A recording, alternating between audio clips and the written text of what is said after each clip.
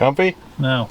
So basically, I run these two wires together. Holy shit. I mean, I've never had working gauge lights. I keep dropping bolts in between the seat and the console. I got myself one of them mini microwave things that you put in your dash.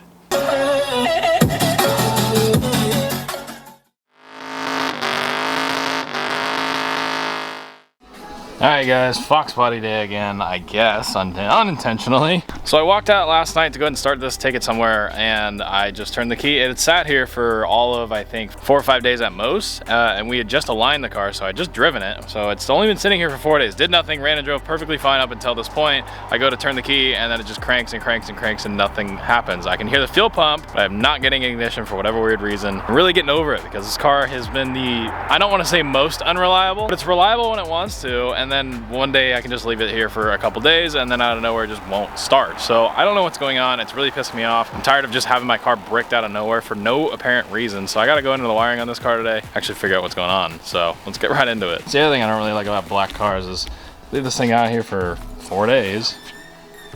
And it's just covered in dust. I just washed it 4 days ago.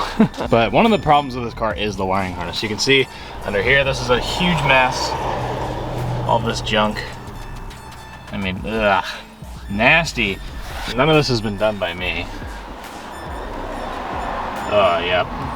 Awesome, right? So the wiring harness on this car has definitely been tampered with at one point. I don't know for what reason, but a lot of wires are cut and a lot of wires are bypassed. That's why I can start the car without putting the clutch in. A lot of you guys have commented on that. I don't have a neutral safety switch. That's all bypassed. Fuel pump relay is bypassed. It runs off a separate relay. The wiring harness in this car is super effed up. So it's one of those things where I can go to stock forums and look up all the stock stuff and what it's supposed to be, but is it really gonna help me with this? I'm not sure. So let's try to figure out what's going on. So I'd already looked into the fuse block and I checked all my fuses, which are all good, but for whatever reason, I'm not getting any ignition power. So over there on the passenger side kick panel, you can actually see the relay. It's right there, that guy right there, that relay. That gives me my ignition. So I should have 12 volts going to that when the key's on. As of right now, I am not. I don't know why. I can basically reach over, turn the key with my hand on it, and I don't even feel it clicking at all. So I don't know why I don't have power going there. That traces back to the fuse block, which means I should have 12 volt at a specific fuse. I'm trying to find right now. Because this is totally what I wanted to do today. Okay, I think I might have got some progress. So after all this junk down here, which you guys might be able to see, that horrible crap, and then what's underneath here, all this junk and that junk and that junk, there is the EEC relay, which is over there, which I got over here, and I was getting voltage into this. So I knew I was getting voltage at least to this relay, but it wasn't actually turning on. So I was like, I don't know what's going on. I'm gonna go ahead and test this, but I was like, I can actually pull it apart and see actually what's going on. And as you can see, this thing's definitely a little bit corroded. So I replaced this thing a couple months back, so I don't know how. I don't know if water must have got in it. It's what it looks like, and it just corroded the heck out of this. You can actually see all the rust that formed inside of the cap here, which is really interesting. I've never seen anything like that. I don't know if you Fox Buddy guys are familiar with seeing something like that happening, but it did happen to me. So I can almost guarantee that this is not able to move. I bet you if I cleaned it, it might still work. But yeah, this thing's definitely a little bit corroded. But I'm definitely starting to realize that if I do keep going with this Fox Body, eventually when we start finishing some other projects like the Galaxy and my F100 and fixing that stuff, if I want to continue with this car, it needs to be fully rewired. Now that's to say, if I put a motor in this thing one day and I pull the front end off, I'll be able to get back there and rewire the whole engine harness, the chassis harness, and a lot of that stuff, and hopefully make this thing a little nicer. All right, so I swapped out the relay. You can see, well, you don't need to show you guys, we put a new relay in it. Yep, there's your problem right there. Okay, well that narrows that down. So I think what ended up happening is a bunch of water got in, like in the cowl or the door jamb area, and kind of seeped its way into the kick panel, and since the relay faces downward, it acts kind of like a funnel, and all the water kind of can get into it. So I think one fix I might do is I might put silicone or sealant around the edge of the relay to make sure no moisture can get in there. I've also seen guys plasti dip and dip the entire relay. This is something I used to learn back when I was big into RC cars, is like electronics to waterproof them. You literally can submerge the entire thing in plasti dip, and it'll basically wrap around all the way up into the wires. It'll completely seal it to where you can literally leave it upside down in water and it'll be perfectly fine. So that's something I might consider doing, but at least I know it's fixed. All right, so I fixed this hunk of junk. Now Marty's kind of going underneath it, and he's going all spider monkey on me. He's fixing all the junk underneath my dash that doesn't look very nice, and it's safe, right? Safety third. This whole car is safety third. Yeah, like I said, this car's definitely gonna need a wiring harness eventually. It's not like, I'm not gonna say what it has doesn't work, because it obviously runs, but a lot of stuff's bypassed and cut out, and it needs to be gone through. That'll be the next thing on the list. I'll probably do that if and when, like I said, we pull the engine out of it, but you can just see this mess. It's just gross to look at. And that's obviously, that ain't factory at all. So, whatever. It's just Fox body things, right? It's horrible. We see I got cup holders. Yeah, that's one thing I don't have. Yeah, there you go. Comfy? No. Ugh, this car's stupid. Bet you're enjoying yourself more than I am. Oh my god, this is... I'm just feeling like nasty wire in my hand. It's gross. And of course the spool of wire I'm using is too damn big. Mm-hmm. Dude, I hope this isn't an important wire. This thing is so shredded. And it's so wrapped in the factory harness, I'd have to like literally blow the entire harness apart to fix it. All right guys, so one of the things that I'm doing right now is I pulled the hub off because the one thing I never had is the horn working. You guys saw just the wires in there, so I don't really like how that looked.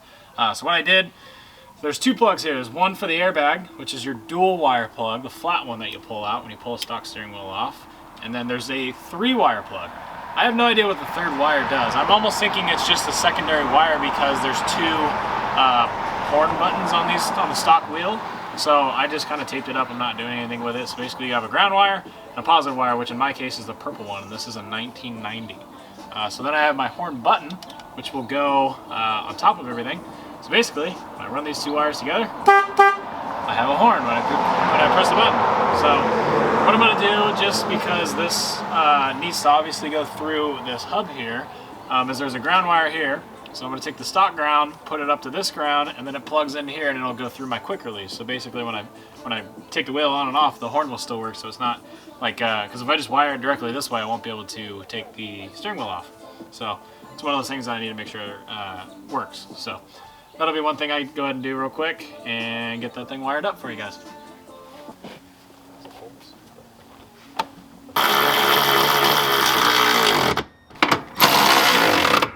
Hungry? No, I'm sorry. No idea. Holy shit.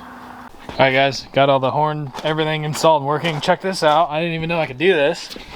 So I guess I'll turn my flashlight off here. I got the dash lights working. They've never worked in this car. Oh, no way, I didn't even see that. Those work now too. Oh, I'm so happy. You guys have no idea. I've literally driven this car for months with no dash lights at all. Oh my gosh, that's so cool. I love the stock gauges in this car. Don't ask me why, but I've always loved them. Oh, that makes me so happy. That's so cool. And we have a horn now. So that's cool. So you can see that came out pretty nice. It's got like a little metal ring, horn ring thing, and it works all nice now. So that's cool. Progress is being made. See, it sounds kind of crazy, but having like gauge lights, that's the craziest thing for me. I've never had working gauge lights. I love the stock gauges in this car. I don't know what it is about them, but like, I don't even think I could bring myself, even if I had the opportunity, to put a digital dash in this car, because I just love, that's like why I bought the car, is I like the old school look and feel of the interior. But I have like my miscellaneous little modern touches with the steering wheel. But man, dude, these gauges are sick. Look at that. Hell yeah, that is just awesome. All right guys, Fox body runs pretty good now, which is awesome. The next thing we got to do is our stereo. So we have a full stereo I bought for it. It's pretty much like kind of just Amazon deck, and then Rockford speakers pretty much all around. And then I have a Rockford 4-channel amp. I have 6 speakers. So I have a 4-channel amp, 6 speakers. I'm gonna run the door speakers and the tweeters in parallel. Or I probably do it in series actually. It's not a big deal. I don't play my music that loud. So I'm gonna run 6 speakers in a 4-channel amp. And that should all work properly. So I've never really installed a radio before. I did in the town car, but it was like a cheap O'Reilly's piece of junk one. This is a little bit nicer. The only thing it isn't really that nice as a deck. It's like a $200 deck, but whatever. It still has CarPlay and nav, and it's touchscreen, and yeah. So I have no clue what I'm doing, so this should be interesting. Okay. All right, so I went to a local stereo shop and I picked up this this whole kit to put the amp in. It's all the wires and stuff. So it's basically all of the RCA cable to go into the amp, which I have the main power wire coming off the battery. This is just standard stuff. It has a fuse link. I'll run that through the fender. which on coilovers, that's as far as you get when you're drooped out. It doesn't droop out at all. So I gotta shove my hand under there, get the wire through the firewall, come down the door jamb all the way up into the back kick panel area, all the way to this amp. So I have a Rockford 4-channel amp right here. And basically what I'm gonna do here is go ahead and run the power wire there, and then wire from the deck back to it, and then I'll go ahead and just start plugging speakers through it. So I'm gonna kind of fly through this stuff because I know it's gonna be kind of boring to watch, and I'll just kind of explain how I have it hooked up in a second. You having fun yet? Nice.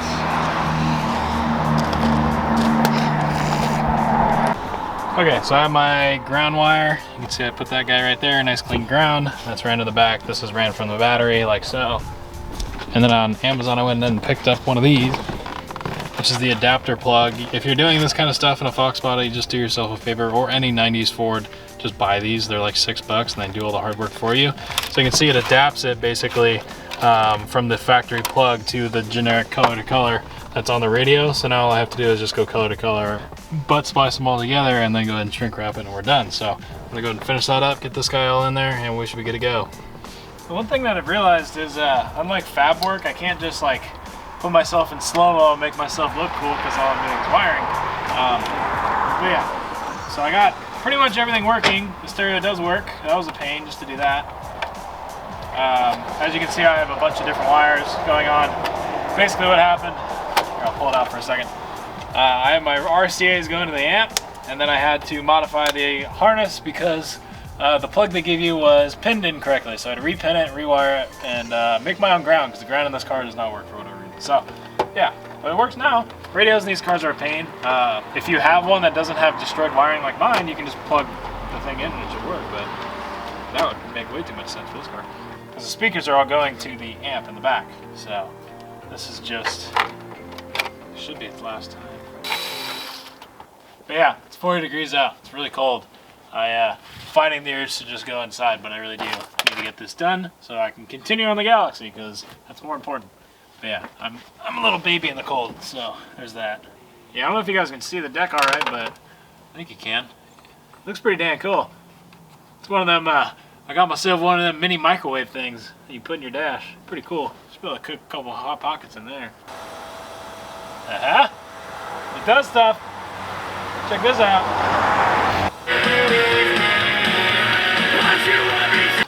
Out with the old junk. And then with the new. So this is our Rockford Fosgate little like tweeter, 3.5. So this little guy, pretty small, but should pack a pretty good punch. You can see how much thicker this thing is. This is the tweeter that'll go up on the dash. I just chose this because I actually wanted to run the tweeters. I wanted to run all 6 speakers that come in the car, wide downgrade when they're already there. So I'm gonna run these in parallel to the same circuit that the doors are off of. So basically any controls I change on the doors will change this, so it all works kind of together. Because I have a cheap 2-channel, this is gonna sound really bad. Cheap 2-channel stereo deck because the radio is a little bit cheaper. I didn't want to spend $500 on a deck. I don't need a $1,000 stereo. But I had this amplifier already because I bought all this stuff for my truck and then never put it in, so I kind of balled out on it. So I'm running my 2-channel deck to a 4-channel amp, and then I'm running 6 speakers off of it. So it's kind of confusing. It should work just fine though, because it's not like these are too crazy, and I'm not running a sub at all. So it should. And the amp does have a 2-channel output, so I can change this to only run on 2 channels, and then I can just run the rear speakers on a channel, and then the doors and the tweeters on the front channel, and it should be fine. So here's a tip for you guys. So I'm running the speaker wire through the door. I recommend trying to get it through the grommet if you can. You don't want any water getting in. So what I did, piece of solid core, I think this is nylon, I don't know, it's like 16, 14 gauge, something like that. But it's solid core, so it's super stiff. So I fed that through the door and pulled it down here, and then I taped my actual speaker wire to it. So now what I'm going to do, I should have done this first, is coat this wire in I'm using Multimax, so it's a synthetic lubricant. So I can go ahead and make sure this thing is actually, going to slip through. So basically, just spray a little bit on there, coat the whole wire. We just want to make sure it's going to slip and slide up through where we want it to go and not get caught on anything. So basically, make sure that's nice and loose in there. The hardest part is going to be getting this part of the wire in, which is why you should lube it and get some sort of lubricant on it. If it doesn't, it's gonna make it way harder. I'm just gonna tell you that, guys, now. It's not gonna go through. It's a little bit too wide. Until you get to that point, it will be. There we go. Aha! And there you go. Alright, so now once that's ran through, I can pretty much just pull this up and through the door like so. And then give myself about 5 inches to run the speaker. And then I will go ahead and run this across the dash and with the rest of the speaker wires across. Same with this guy. So, I get to it. Alright, so I just want to cover this real quick before I don't have a chance. So this is a speaker that came out of the back. It's the stock, I believe they're 6x8s is what they are. So you can see there's the stock speaker. And so this is what we replaced it with. So it's a Rockford P1683. That's the part number right there. And this is basically the simple specs on it. It should sound pretty good. I can't tell you really much. I don't know a dang thing about stereo stuff. You guys know this. This is my first decent radio setup. And then we have the Rockford amp right there. So we're going to go ahead and pop these things in. Sean already did the one side. Ran the wire through that little kick panel area on both sides over to the amp. And we're good to go. These ones are already put together and done. You can't see really any of the, well, you can see the leftover wiring, but none of the speaker wires are exposed. It's all, I haven't put the kick panel pieces on, but it's all ran underneath here all the way across. I have all my speaker wires conjoined into one area, goes to the other side of the car. And then over here, everything comes down. You can see it right there. So everything comes down that kick panel spot right there. It's all loomed. And then I kind of just have it tucked like so, just like that, all the way, and then it goes back behind the kick panel again, and then comes out right here. So yeah, a little bit of a mess, but we're gonna clean all this stuff up. Come back when it's all done. I'll show you guys what it sounds like. Alrighty, you guys. Well, this is what I've been working in, try to finish up the stereo. It sucks, but I got it all done, at least done enough. So I'll kind of show you guys the back of this thing, even though it's gonna spill a bunch of water inside the car. So we have our back trunk cleaned up pretty well. Looks pretty nice. There's our stereo setup. So you can see it's kind of just loomed and ran around the back. I can do this way cleaner later, but I'm not too worried about it. But I'm gonna close that. Oh, it doesn't close. But I'm gonna close that, try to avoid a bunch of water going inside.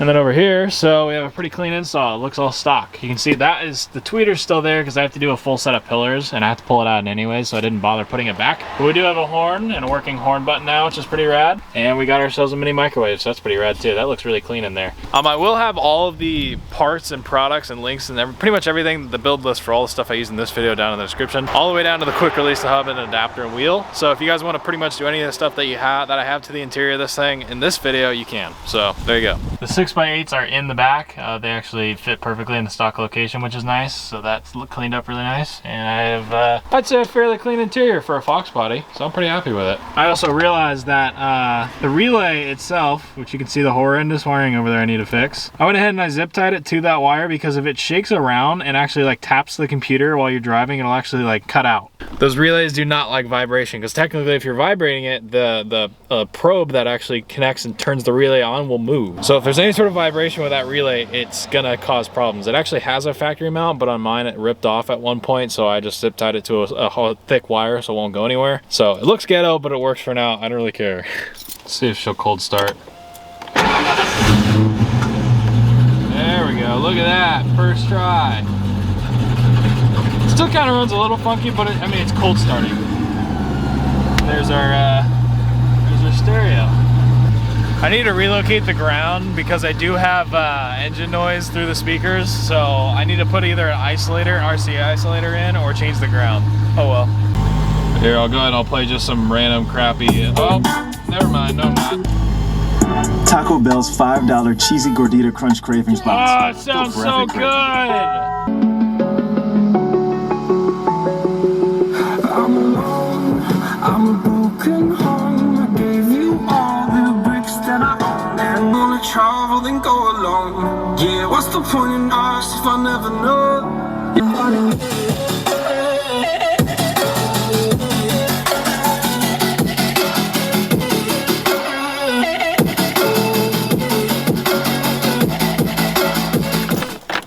Alright, you guys, there you have it. I'm stoked. So yeah, you gotta work with what you got. I know a lot of you guys probably are looking at the wiring really cringing, and so was I, but you gotta keep in mind a wiring harness for this thing's well over $1,000 and it'll take me a super long time to do.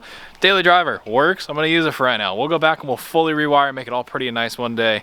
But for right now, it's just not the plan. We got other stuff we gotta do. But this radio sounds absolutely awesome. I'm probably gonna get demonetized either way for using that song in this video.